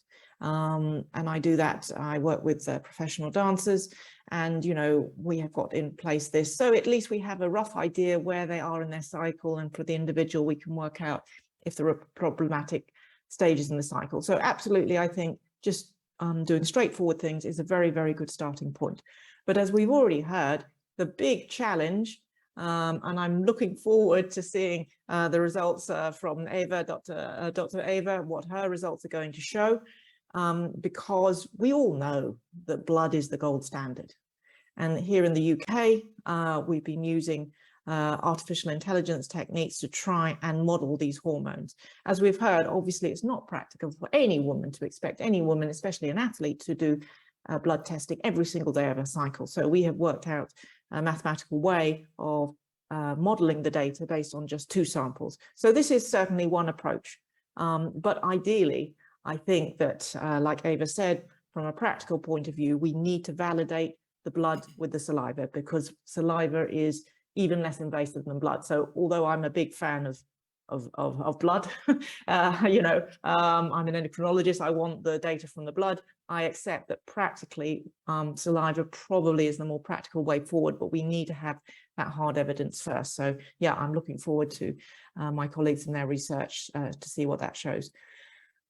We have other challenges that some women, of course, will be on hormonal contraception. And it's every woman's choice what type of contraception she wishes to use, but this obviously makes things even more complicated when it comes to hormones, particularly with the combined oral contraceptive pill, which have a suppressive effect on all the hormones, female hormones. There are some very good medical reasons why you might want to prescribe combined oral contraceptive pill for PCOS and endometriosis, but we know there are certain situations where it's absolutely not advised. And recently I managed to get here in the UK, the NICE, National Institute of Clinical Excellence, change their guidelines and advise against giving the contraceptive pill for women with FHA and REDS. But we don't, and we know that potentially there is adverse effect on bone, but it's difficult to know about the effects on soft tissue. There's uncertainty on this.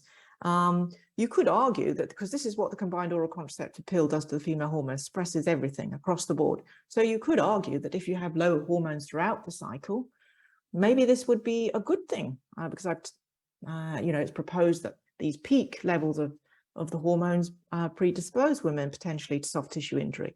But again, it's not clear evidence, because for every advantage of taking the contraceptive pill, there will be potentially some disadvantages. So again, this is another challenge we have to accept, that some women will be on hormonal contraception. So that will be a challenge.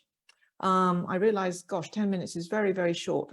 If it's okay, I'll just continue for the last few, just run over my time just a little bit, because I've just got 2 more points to make. That we also have the challenge of extrinsic factors and intrinsic factors to contend with when we come to female hormones. So we have REDS, relative energy efficiency in sport, and I think probably you're familiar. I've shown this slide before. This was what we published as an infographic in the BJ Sim, as you can see there, and you can see the athlete in the middle is eating sufficiently to provide energy to cover training demands, shown in blue, and also residual energy, the energy availability is sufficient to maintain all the physiological processes in the body, including menstrual cycles.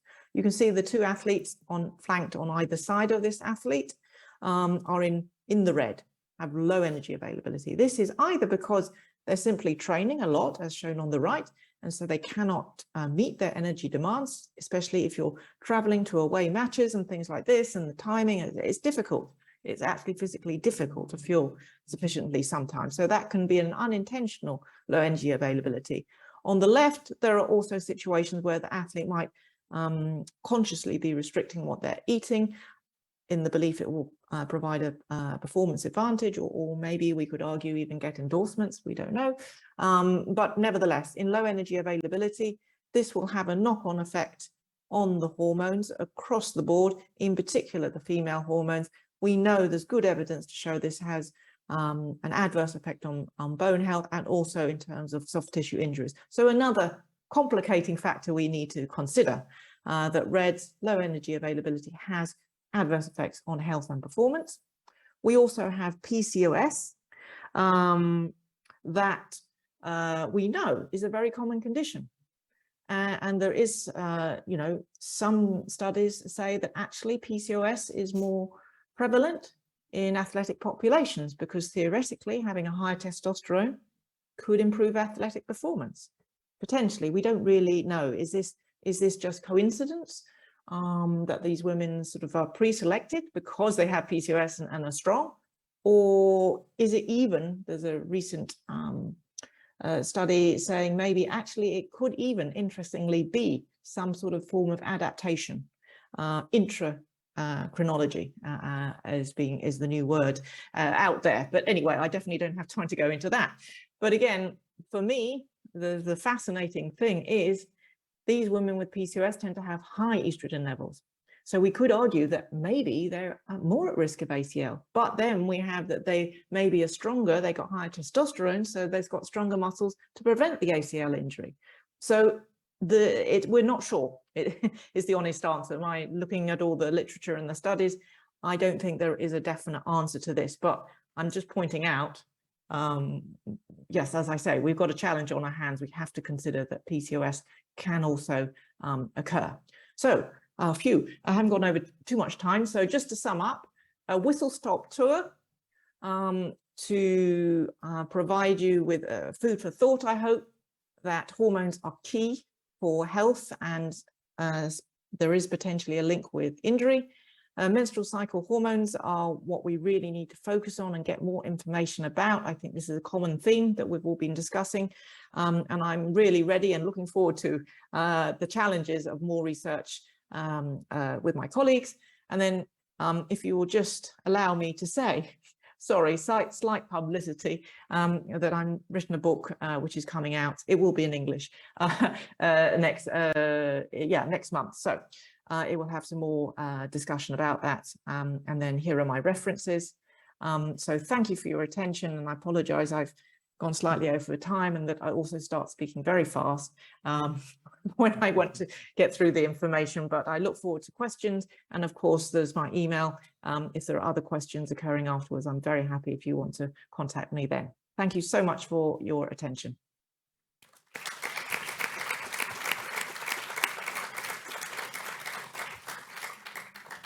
Thank you very much, Nikki. A great talk. Now the next talk is, we changed the order of the talks. Now we need to make the last talk, please. And Elena talk about the psychosocial factors in the ACL rupture. And when we have the talk ready, we can start. Okay. Well, thank you very much to Institut Coat for giving me the opportunity to be here and learn about the amazing professionals that came today. My contribution to this first Congress is the psychosocial perspective and how these factors influence the rehabilitation process of an ACL injury in female football players. Anterior cruciate ligament rupture is a traumatic injury that commonly occurs during sport. Rate is higher for women than for men, and football is one of the sports with highest risk of this kind of injury.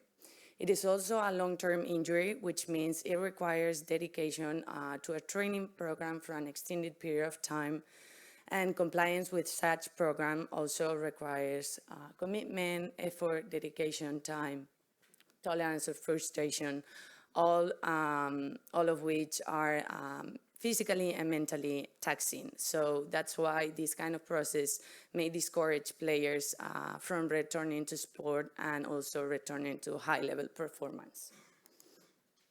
As evidence has shown, and professionals before just mentioned, a cause of an ACL injury has a multifactorial nature, and that's why it is complicated to avoid it. There are many psychological factors that can increase the possibilities of having this kind of injuries, like personal traits, history of stressors, coping resources. However, today's presentation will be focused on the post-injury rehabilitation process due to the enormous impact it has on the athlete's life and also her sporting career.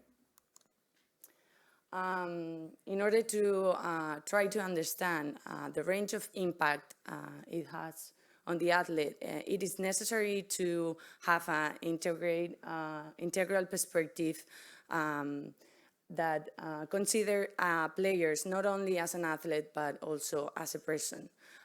Taking a systemic point of view, an individual is considered to be in continuous interaction with herself and her environment.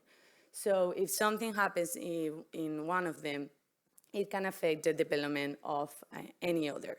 So from this perspective, we understand injury is a dysfunction that causes pain, discomfort, limits personal autonomy, and also has a great impact in her life. So alongside coping with the harm of being injured, the athlete has also to deal with many simultaneous changes in her life that makes handling the situation more complicated. As we can see, there are many areas that get affected just because she got injured. So there are also many psychosocial factors that influence rehabilitation process. And they not only involve the player, but also other professionals and important persons on the athlete's life. So I've chosen 3 of them, just because we can see them present in the entire recovery process. The first one would be adherence and believing in the efficacy of treatment, the main reason of maladaptive post-injury outcomes come from low compliance with treatment and rehabilitation plans prescribed.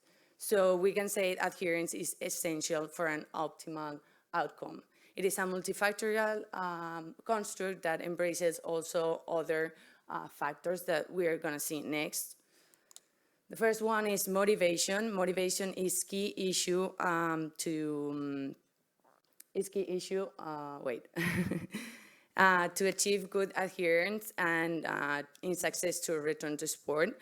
Not all forms of motivation have the same effect, and autonomous motivation results in the best long-term for athletes. How we can try to embrace this motivation, we can support and facilitate the satisfaction of 3 psychological needs: autonomy, competence, and relatedness. Autonomy is the need to feel actions as choiceful and self-endorsed. So we need to make the athlete participate in her own recovery process. How? Asking how is she feeling, asking about her opinion after doing some exercise, and see if we can give her some choices so she can just feel she has the autonomy in her recovery process. Competence. Competence is the need to feel effective in one's environment. So we can support it by setting goals focused on the process and improvements, for example, using graphics where we can show her improvements. And relatedness is the need to feel accepted, connected, and care for others. In this one, we can support it by including in the team's dynamic and spending quality time with her. So we can ask her not only about her recovery process, but also about other life areas. Communication and positive bonding, it is also, positive bonding with professionals are also important factors. And I want to point out how important it is for athletes, the information and emotional support that medical team can give them. We cannot forget they place all their trust and confidence in their knowledge as professionals and also as persons who will accompany them in the entire process of recovery, but also in the good and not so good times. So this also communication and positive bonding will result in better adherence and stronger belief in the efficacy of treatment. So it is important that we give support and information in the initial stages. It is also important to establish a bidirectional communication, just asking if she has understood everything, she has any doubts, and making her feel confidence to express herself. Also keep in contact and dialogue with coaches and teammates because they are important social agents.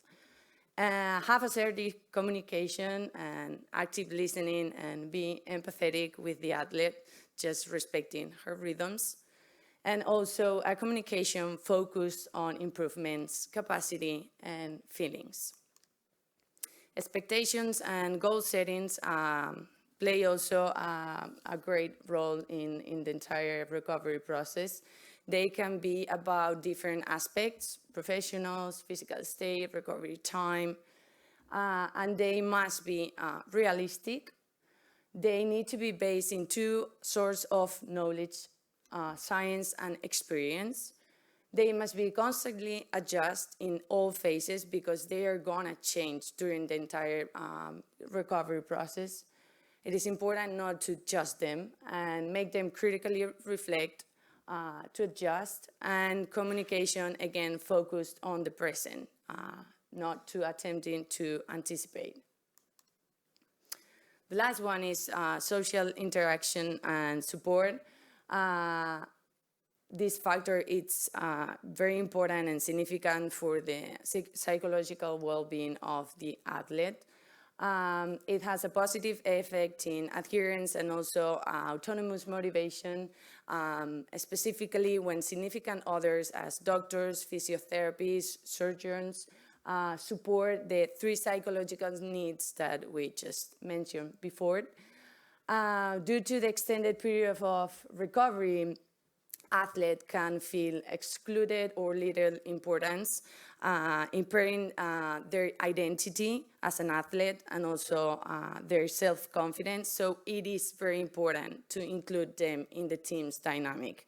So because it is beneficial for their mental well-being and also physical recovery.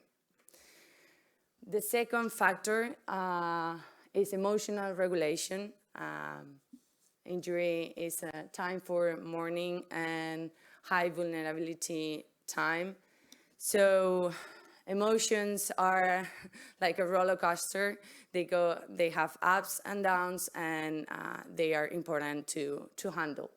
So not all injuries are the same or have the same effect, and injury is not linear. It's just ups and downs all the time. So when an athlete gets a long-term injury as an ACL rupture, they commonly battle with few situations. Loss of identity, they experience also intense and unpleasant emotions and lack of confidence.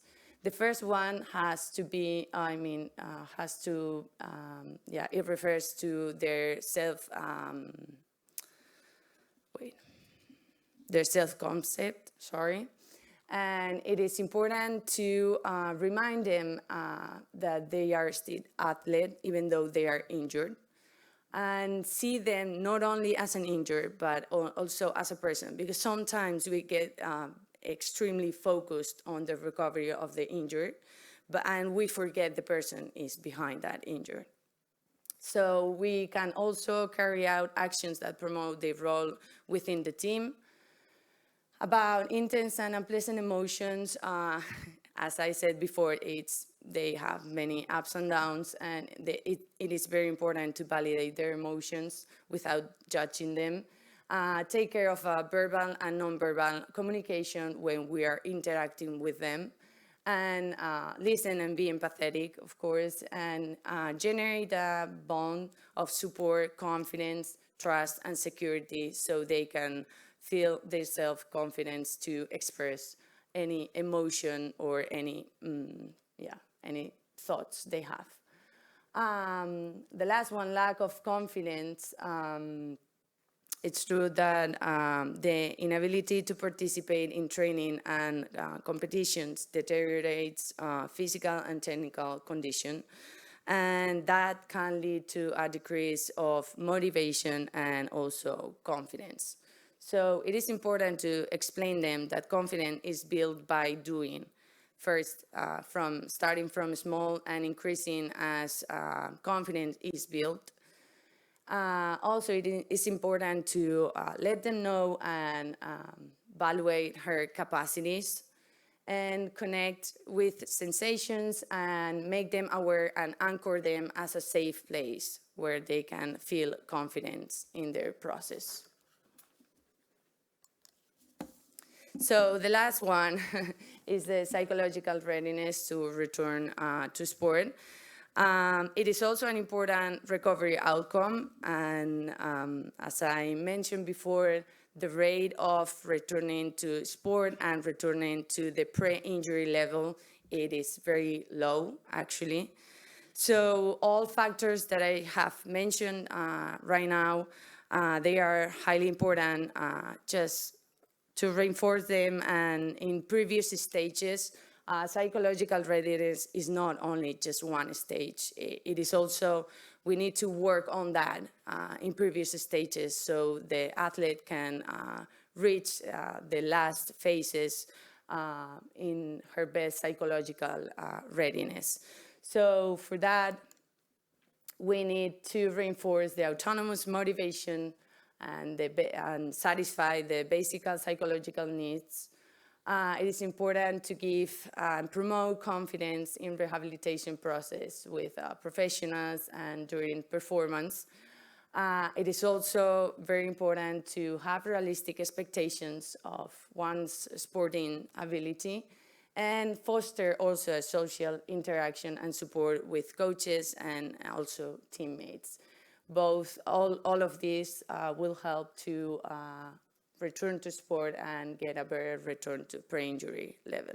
So as a conclusion, I think we understood that ACL recovery is not only a physical thing, but also a psychological thing. So there is a great need to generate protocols and interventions that include the psychological aspect, and also integrating a multidisciplinary line of work with all different professionals together.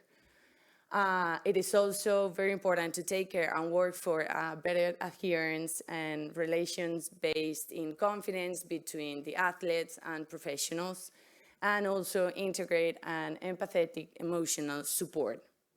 All that, as I said, reinforce the psychological readiness and successful return to sport. And finally, evidence has shown that psychological counseling may be needed in parallel with physical recovery. Thank you so much for your attention.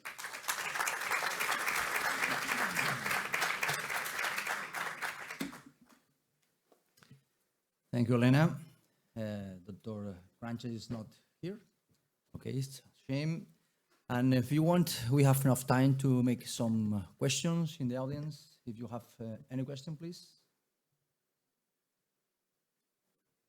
If not, I want to ask Elena a little question. I think he has a question. Sorry? Oh, yeah, please. A micro, please.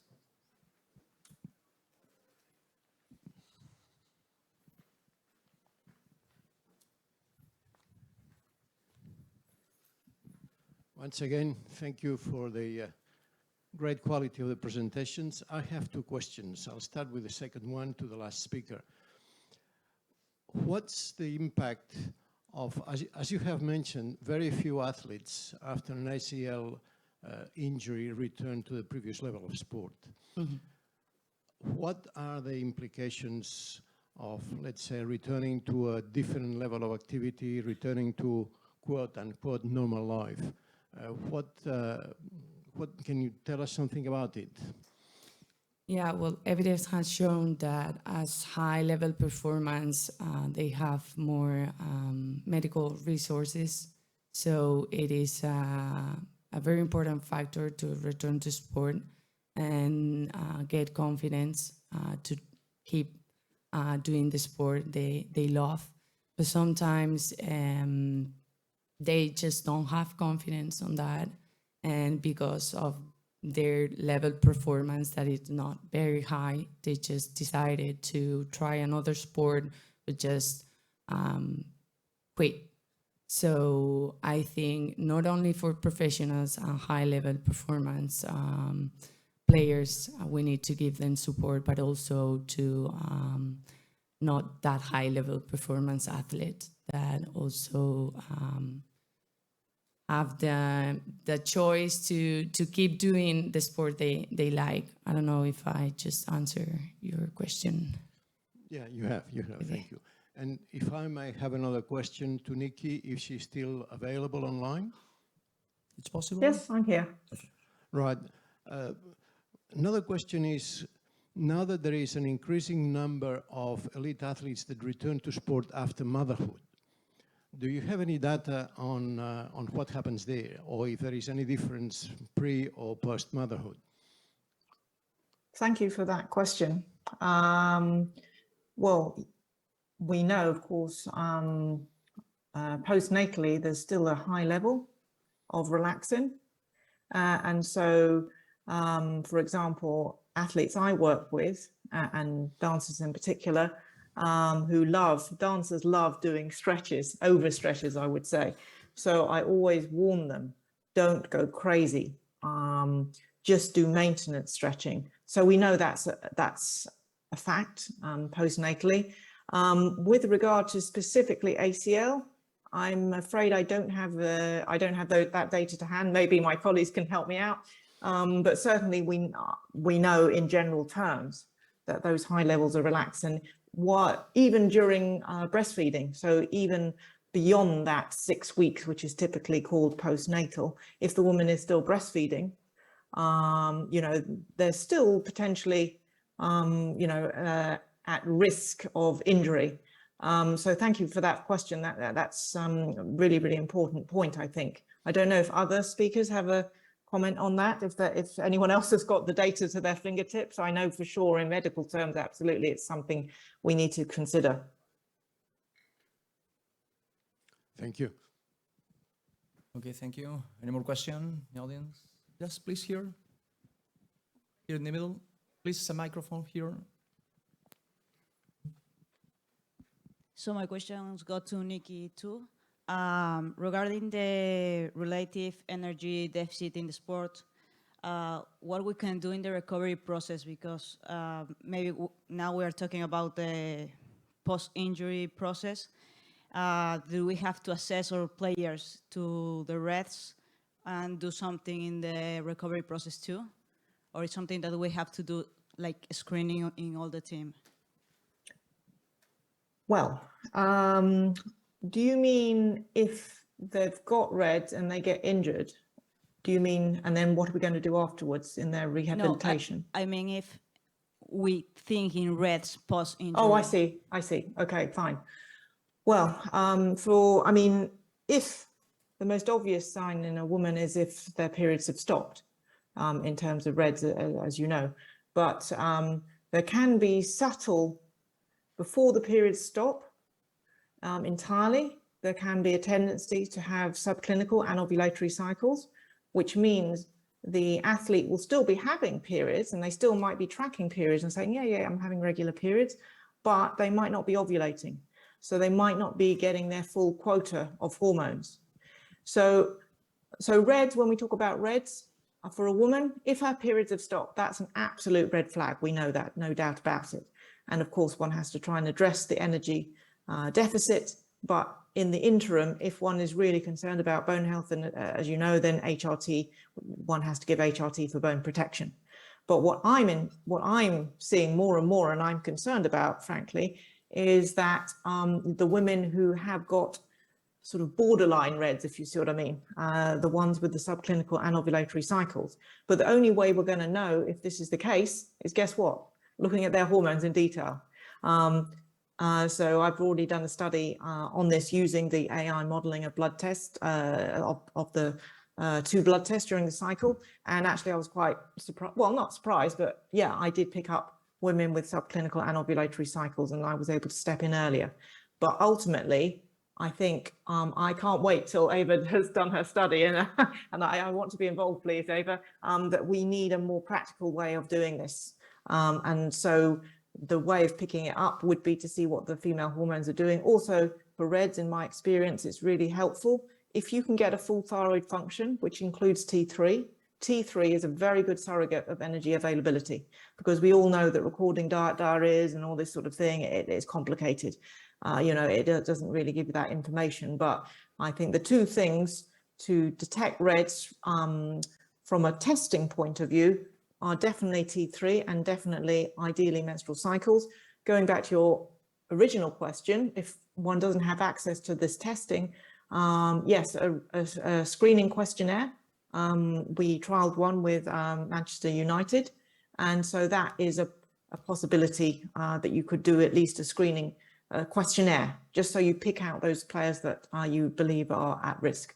Sorry, I tend to talk a lot, don't I? But I get very excited, so apologies. I hope that answers your question. Thank you so much. Okay, one more question, last question. It is possible not? Okay, we need to take a cup of coffee. Okay, at 11 o'clock we start the third topic. Okay, thank you to the speakers.